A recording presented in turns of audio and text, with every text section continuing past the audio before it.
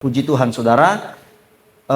Kita hari ini sudah sampai pada topik kita yang keenam, ya, yaitu Isakar. Minggu lalu kita mendengar firman Tuhan tentang Zebulon. Zebulon itu anak Yakub yang keenam. Yang keenam. Harusnya minggu lalu kita belajar tentang Isakar, karena Isakar adalah anak yang kelima. Tapi dalam teks firman Tuhan, saudara, Zebulon dulu, baru Isakar. Padahal anak yang kelima siapa? Isakar. Harusnya minggu lalu kita belajar Isakar. Tapi Yakub mengedepankan Zebulon.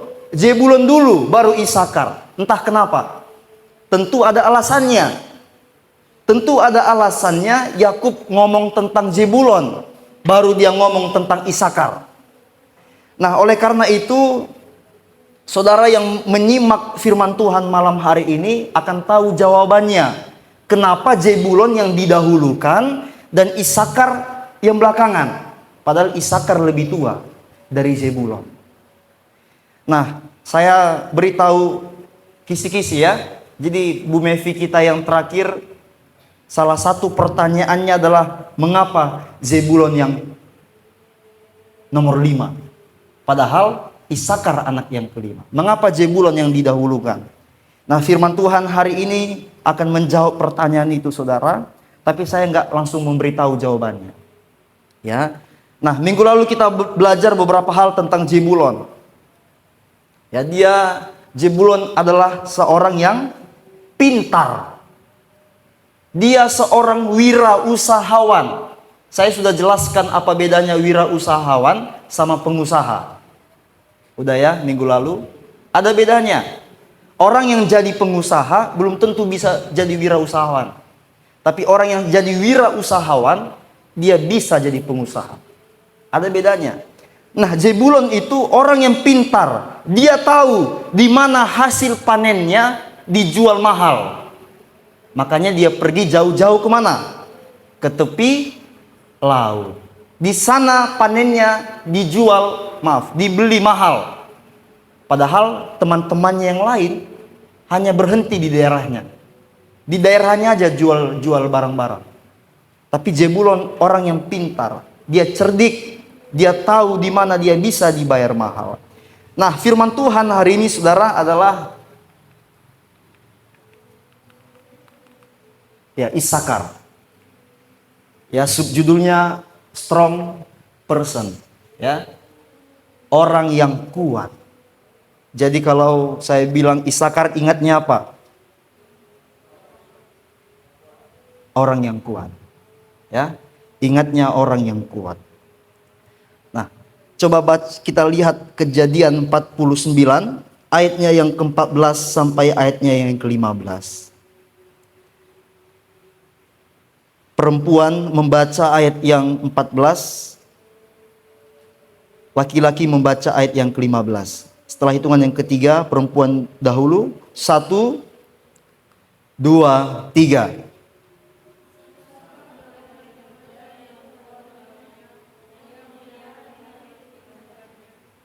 Laki-laki.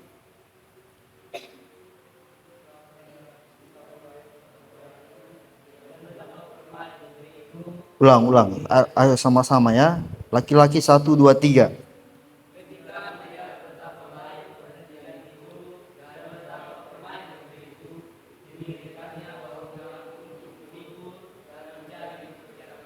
Dan menjadi pekerja paksa. Nah, Yakub yang perkataannya dituntun oleh Allah, dia ngomong tentang Isakar, bahwa Isakar akan menjadi orang yang kuat dan dia akan menjadi seorang pekerja keras. Ya, dia akan menjadi orang yang kuat dan dia akan menjadi seorang pekerja yang keras di hari depan. Jadi ayat 14, ayat 15 itu berbicara tentang orang yang suka kerja keras. Orang yang kuat. Itu Isakar. Itu yang akan dialami oleh Isakar di hari yang akan datang. Dan oleh karena itu Ini memberi pesan penting bagi kita, bahwa penting bagi seorang anak Tuhan untuk menjadi orang yang kuat. Ada perbedaan strong sama powerful, saudara. Strong itu contohnya seperti ini. Ada orang, dia mampu menarik truk yang besar. Itu disebut strong. Ada seorang nenek-nenek umurnya 60, tapi dia masih dapat mengangkut cabai kering 1 kilo. Itu disebut strong. Powerful itu dia, kadang dia orang yang berkuasa. Nah, orang yang berkuasa itu disebut powerful. Ya kan, dia powerful. Dia nggak dibilang strong. Jadi kalau presiden sekarang, presiden bukan strong, tapi powerful. Orang yang bintang 5 itu bukan strong. Dia disebut powerful, dia punya kuasa. Dia kalau dia bagus berkata-kata, itu disebut dia powerful dalam berbicara. Tapi dia bukan disebut strong. Jadi strong itu keseluruhan hidup kita. Mampu mengangkat, mampu berlari jauh. Nah, itu orang yang kuat. Nah, jadi orang yang kuat itu malam hari ini berdasarkan 2 ayat yang kita baca, ada 3, saudara. Yang pertama, tetap bekerja dengan baik walaupun punya beban. Ah, itu orang yang kuat. Ini bukan disebut powerful. Ah, itu Isakar. Yang kedua, tetap berjalan walau dia nggak punya teman. Tetap dia maju walau banyak orang yang tinggalkan dia. Nah, itu strong. Bukan powerful. Yang ketiga, tampil di depan walaupun di belakang dia ditekan. Dia maju di depan, dia tampil ke depan, muncul ke permukaan, walaupun di belakang panggung dia ditekan. Ah, itu orang yang strong, itu orang yang kuat. Nah, malam hari ini kita belajar tentang menjadi seorang kuat, yang kuat, strong person. Orang yang kuat, saudara. Nah, Tuhan membutuhkan orang yang kuat dalam pekerjaannya. Katakan amin. Ya, Tuhan perlu orang-orang yang kuat. Dan Tuhan mau agar anak-anaknya jadi orang kuat. Orang yang strong. Ditekan pun tetap maju. Ditahan pun tetap melawan. Maksudnya melawan untuk membuktikan kalau dia bisa tampil bagus. Dia tampil, ditekan banyak pergumulan bebannya, dia maju terus. Itu orang yang strong, saudara. Tuhan mau kita jadi anak-anak Tuhan yang kuat. Oleh karena itu, ketika Tuhan naik ke sorga, dia tinggalkan siapa? Roh Kudus untuk kita. Agar kita jadi orang yang kuat. Ya, jadi orang yang kuat. Nah, saudara, dalam 2 ayat yang baru kita baca, ada 2 faktor yang mengakibatkan Isakar jadi orang yang kuat. Nah, itu yang akan kita pelajari dan menjadi diskusi iman kita malam hari ini. Kita perhatikan ayatnya yang ke-14. Saya baca, saudara dengar. Isakar bagaikan keledai yang kuat tulangnya, yang meniarap di apit bebannya. Yang pertama adalah menikmati situasi yang terbatas. Isakar dia menikmati situasi yang terbatas, jadilah dia kuat.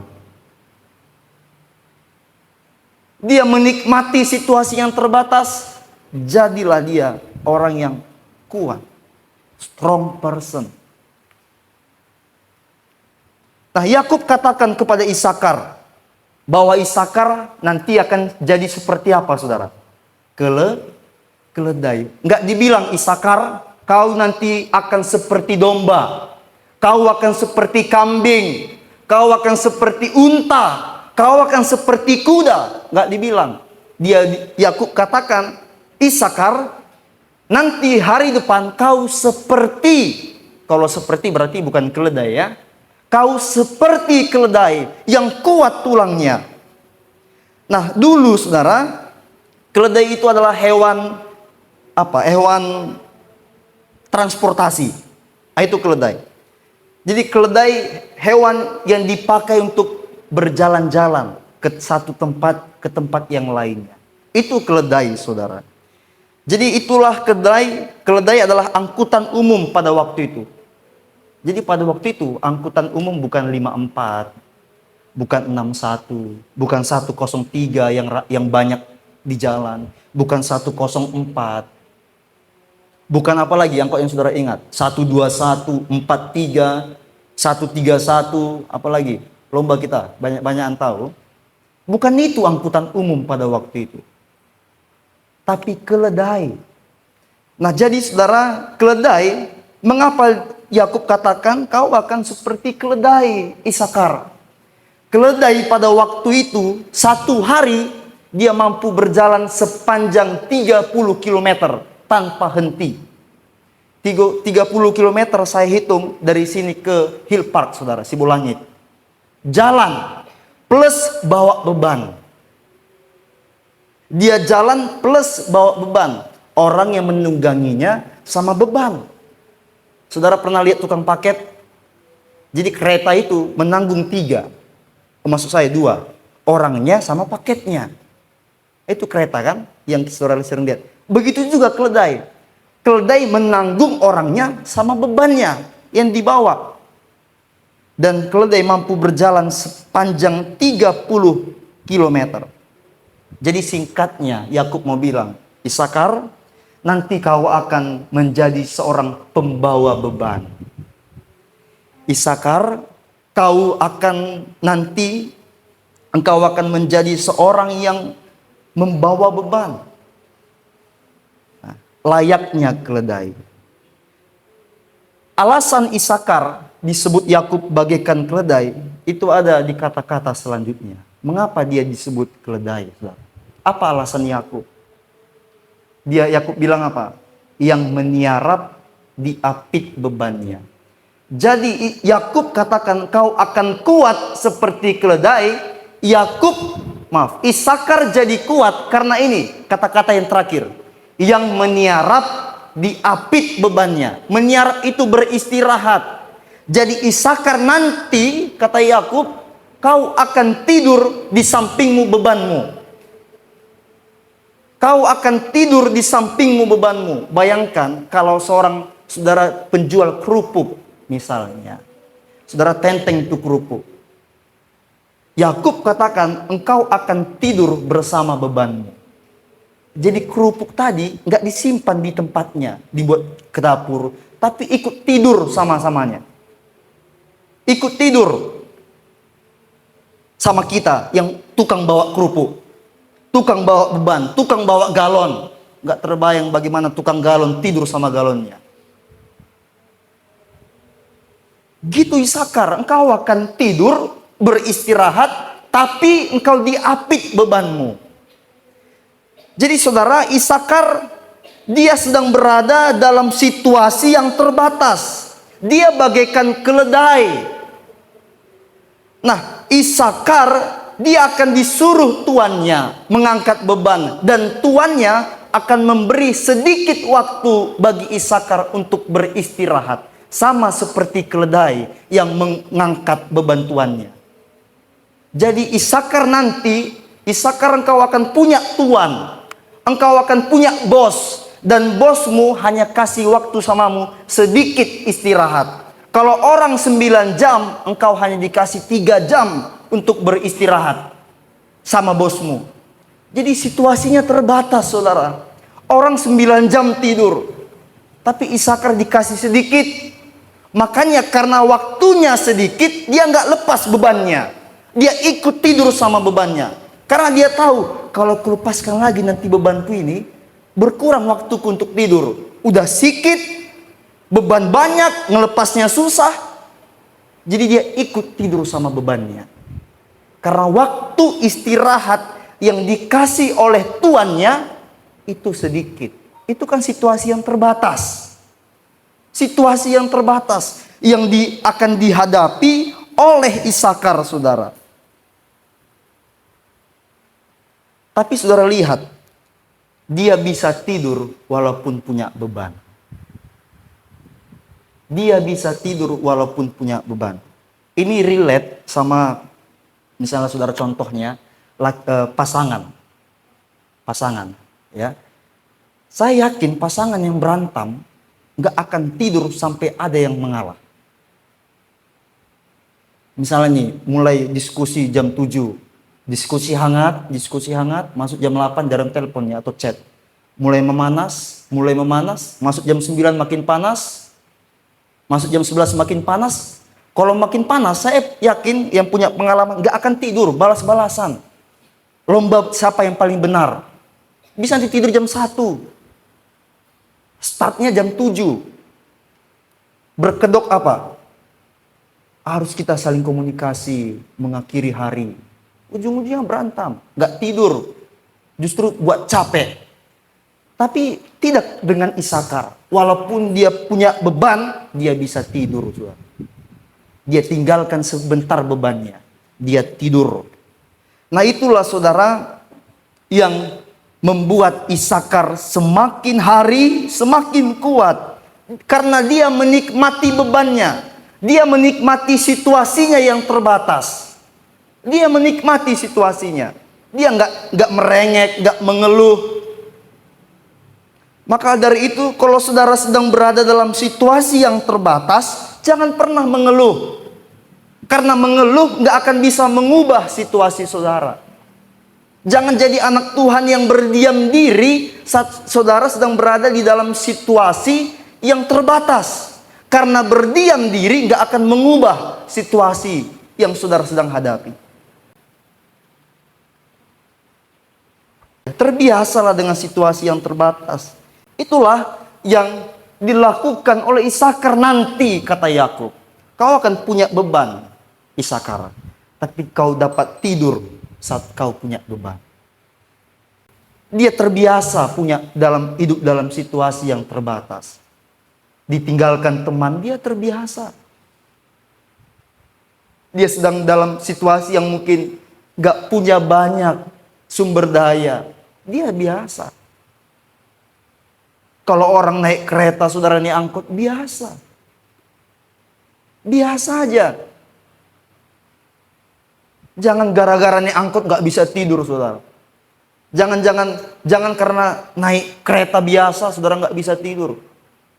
Belajar seperti Isakar. Itulah yang akan membuat saudara kuat. Rasul Paulus itu adalah salah satu tokoh dalam Alkitab yang dia pernah berada dalam situasi yang terbatas. Yaitu dia sedang berada dalam penjara. Dalam penjara itu saudara gak ada teman. Makan pun terbatas. Kalau sebelum dia di penjara mungkin dia bisa makan KFC, McD, dia dapat pergi sendiri. Mie gacoan dia dapat pergi sendiri. Tapi karena dia di penjara terbatas pergerakannya.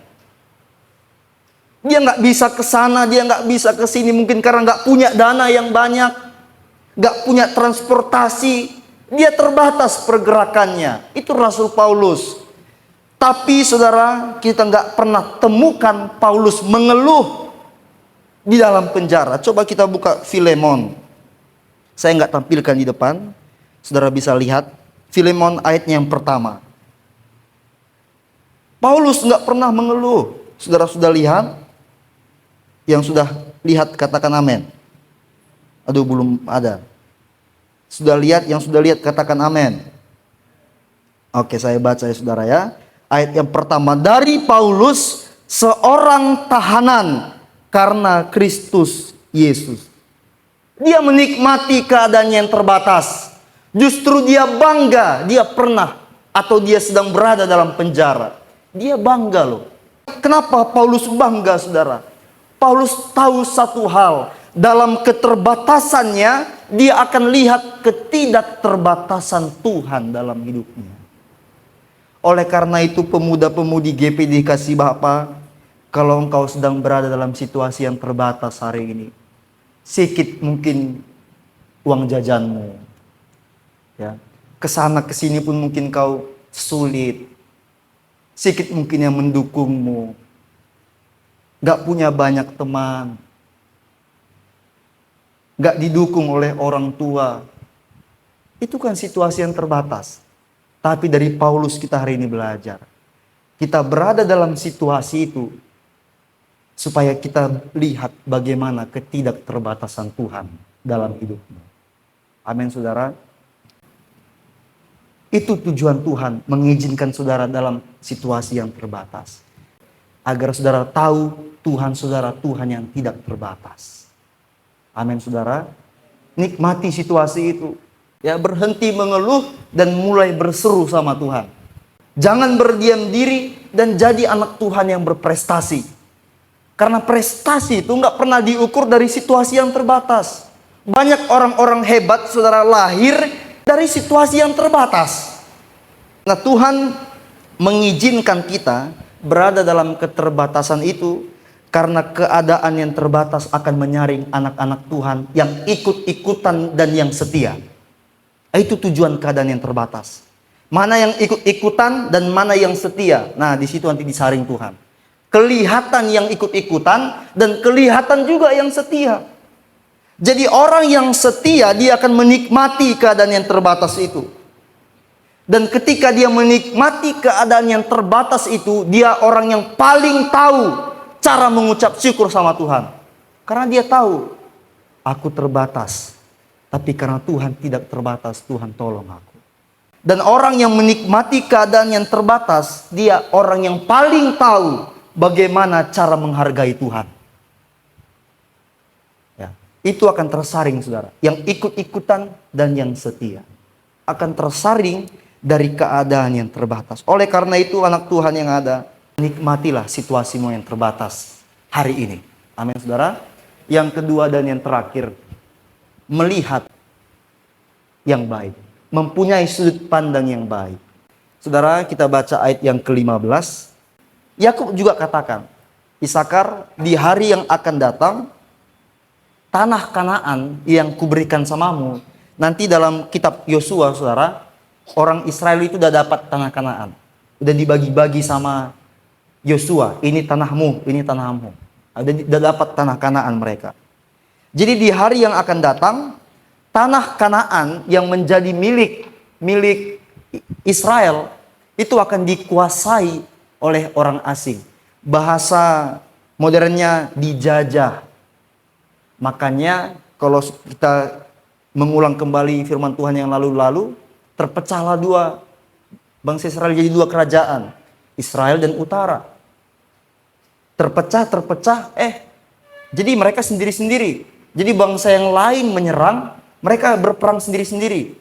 Makanya banyak waktu itu di dalam kitab Yeremia, Amsal, Tawarik, bangsa Israel terpecah. Mereka dijajah, dikuasai oleh orang-orang asing, saudara. Termasuklah daerah Isakar itu dikuasai oleh orang asing. Jadi di sini firman Tuhan katakan, ketika melihat betapa baik perhentian itu dan betapa permai negeri itu, dimiringkannya badannya untuk memikul dan menjadi pekerja paksa. Pekerja paksa itu sama dengan pekerja rodi. Karena mereka dijajah nanti. Nah, tapi dalam ayat 15b, walaupun dijajah, walaupun dikuasai oleh orang asing, walaupun mereka terus ditekan oleh orang asing, firman Tuhan katakan apa? Dimiringkannya bahunya untuk memikul dan menjadi pekerja paksa. Saya yakin kalau kita jadi Isakar, ada orang asing mau menguasai kita, mungkin di kampus kita, di lingkungan kita akan pindah. Kok pula yang sosok menguasai aku? Kalau mungkin kita di satu organisasi nih, kita seperti otoriter pemimpinnya, kita akan pindah cari pemimpin yang lain. Bener nggak? Kita akan cari orang lain. Kalau organisasi ini nggak mendukung kita akan cari organisasi yang mendukung kita. Tapi Isakar beda, saudara. Ini yang membuat dia jadi orang yang kuat. Mengapa? Dimiringkannya bahunya untuk memikul dan menjadi pekerja paksa. Dia jadi orang yang kuat karena satu. Ayat di atas katakan apa? Melihat yang baik dia lihat. Bukannya ada situ hal yang buruk. Apa hal yang buruk? Dia dijajah, diminta pajak. Itu kan hal yang buruk. Tapi Isakar bilang apa? Negeri itu baik.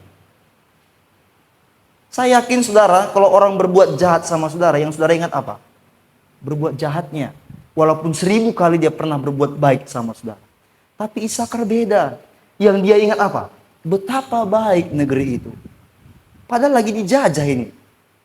Padahal lagi dimintai pajak ini. Betapa baik negeri itu. Betapa permain negeri itu. Itu yang membuat Isakar menerima beban yang dikasih orang yang menguasainya. Nah, tadi saya katakan ada 3 ciri-ciri orang kuat. Dia tetap maju ke depan walaupun dia ditekan dari belakang. Lalu yang kedua, orang yang kuat, dia tetap bekerja dengan baik walaupun punya beban.